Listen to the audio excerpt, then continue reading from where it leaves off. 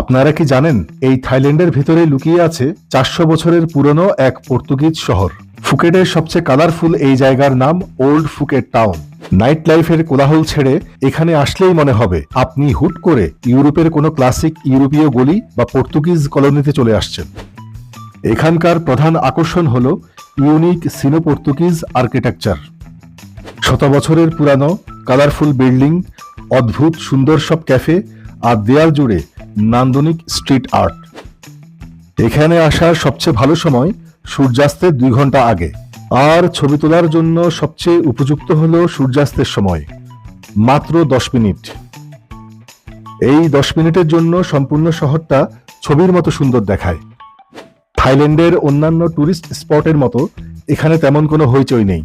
চারদিকে ইনস্টাগ্রাম বা TikTok ইনফ্লুয়েন্সারদের activities চোখে পড়বে। আপনি চাইলে এই ওল্ড ফুকেট টাউনে রাতও কাটাতে পারবেন।